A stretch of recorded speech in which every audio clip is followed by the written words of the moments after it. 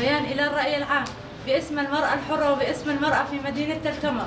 ندين ونستنكر الأعمال الإجرامية التي تتعرض لها المرأة في هذه الحياة من قسوة وتعصب وعنف وقتل، حيث أن المرأة في مجتمعنا التي لا تزال تعاني من الذهنية الذكورية المتسلطة التي تحد من مكانة المرأة وتطورها، والتي تمارس عليها أبشع أنواع العنف بكافة أشكالها من ضرب وإيذاء وأخطر أنواع العنف النفسي. حيث في الآونة الأخيرة لاحظنا بأن هناك كثيرا من النساء وصلنا إلى أحبال المشانق والانتحار للتخلص من الضغوطات النفسية والذهنية الذكورية وجرائم الاحتلال، حيث أن المرأة ترى بأن الموت هو الحل الوحيد للتخلص من هذه المعاناة. وفي ليلة أمس تم العثور على جثة المغدورة مريم شيخ علي إبراهيم، كانت في منزلها مقتولة شنقا دون معرفة الجاني أو الأسباب التي دفعت امرأة في ربيع شبابها وأم ل4 أطفال للقتل في هذه الطريقة الشنيعة.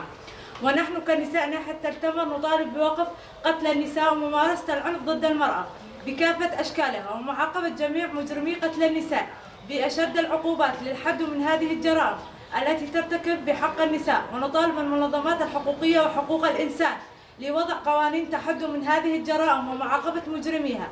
المرأة حياة حرة. المرأة حياة حرة. المرأة حياة حرة. المرأة